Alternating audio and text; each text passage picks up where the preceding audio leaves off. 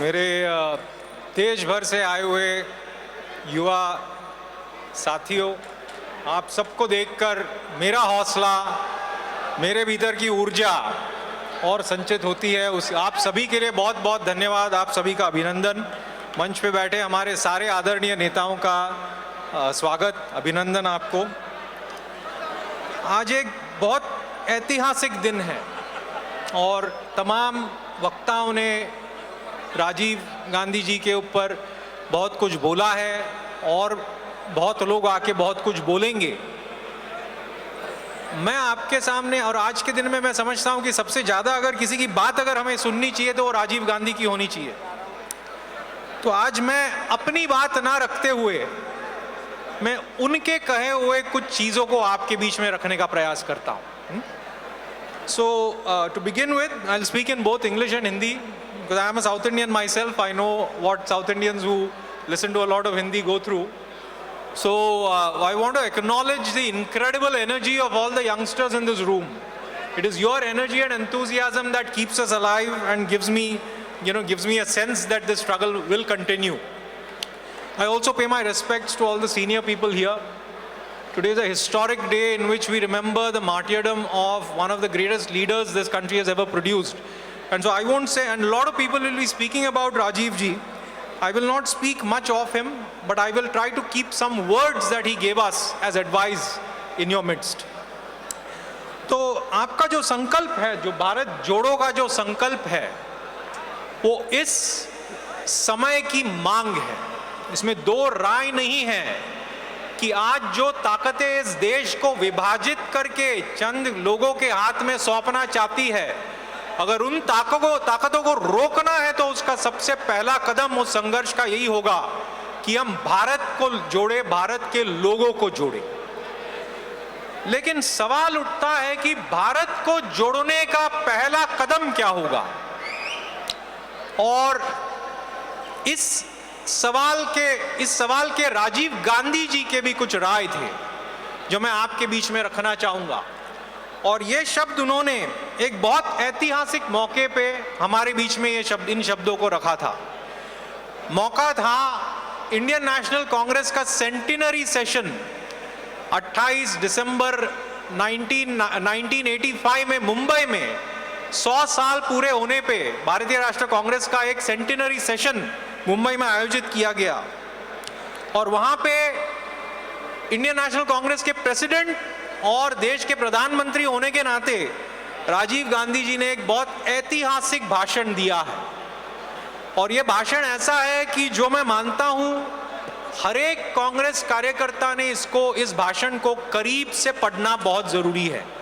मैं हिंदी और इंग्लिश दोनों में यह भाषण आपकी यूथ कांग्रेस में छोड़ूंगा और मैं उम्मीद करूंगा कि आप सभी लोग इस भाषण को गहराई से पढ़ेंगे, क्योंकि यह भाषण भी देश के एक नाजुक संगठन और देश के एक नाजुक और गंभीर समय में दिया गया था। एक गंभीर राजनीतिक नेता, एक दूरदर्शी राजनीतिक नेता के द्वारा दिया गया था। और उस दिन जो उन्होंने हमें सलाह दी वो आज भी प्रासंगिक है। तो उस भाषण के बस 2 पैराग्राफ मैं आपके बीच में रखूंगा, एक पैराग्राफ आपके बीच में रखूंगा। So I am going to share with you not my words but the words of Rajiv Gandhi which he gave in his centenary speech in 1985 when Indian National Congress was celebrating its 100th anniversary. He gave a historic speech to this country. It's a speech that I urge all of you to read because in it is the greatest lesson for what it means to be a congressperson. If anyone asks what does it mean to be a congressperson, I always say read that speech. It will become clear what it means to be a congressperson. I leave this speech in the Youth Congress for all of you. I'll ask Srinivas ji to circulate it. But I want to share with you one paragraph from that speech that tells us what we will need to do if we are indeed to connect ourselves, if Bharat Jodo, if we have to come bring India together, what do we need to do first? He says, मैं पहले English में पढ़ूंगा speech English में, फिर मैं छोटा सा हिंदी में अनुवाद करूंगा। He says that instead of a party, he's talking about the Congress party, instead of a party that fired the imagination of the masses throughout the length and breadth of India, we have shrunk, losing touch with the toiling masses. It is not a question of victories and defeats in elections. Defeats are part of a continuing political existence. What does matter is whether or not we work among the masses, whether or not we are in tune with their struggles, their hopes and aspirations. We are a party of social transformation, but in our preoccupation with power, we are drifting away from people. Thereby, we have weakened ourselves and fallen prey to the ills that the loss of invigorating mass contact brings. क्या बोल रहे हैं राजीव जी? राजीव जी बोल रहे हैं कि हम जनता से जुड़ने के बजाय हम जनता का हमारा जुड़ाव कम हुआ है। चुनावी राजनीति में हार और जीत होते रहते हैं, लेकिन अगर हम लोगों के बीच में नहीं हैं, उनके सुख दुख में नहीं हैं, उनके उम्मीदों को नहीं समझ पाते, उनको नहीं समझेंगे, तो हम भारत को जोड़ नहीं पाएंगे। हमें सामाजिक क्रांति और सबसे गरीब और वंचित को उठाने के लिए अपना राजनीति करना चाहिए, लेकिन हम सत्ता के पीछे इतने खो चुके हैं कि वो सामाजिक क्रांति अभी हमें ध्यान नहीं आता। और अगर वापस हमें अपने आप को मजबूत करना है तो लोगों के साथ संपर्क वापस चालू करना पड़ेगा। बड़ा संक्षेप सा लेसन है, इसी के साथ मैं समाप्त भी करूंगा। भारत को जोड़ना है तो पहले हमें भारत के लोगों से जुड़ना पड़ेगा। भारत को जोड़ना है तो पहले हमें भारत के सबसे गरीब, वंचित और पिछड़े लोगों के साथ जुड़ना पड़ेगा, नहीं तो हम भारत को नहीं जोड़ पाएंगे। और हमें यही संकल्प यहां से ले जाना चाहिए कि हम भारत जोड़ेंगे। कैसे? सबसे पहले भारत के गरीबों से जुड़ेंगे। और भारत के गरीबों को जुड़ने का मैं एक सिंपल फॉर्मूला बोलता हूं।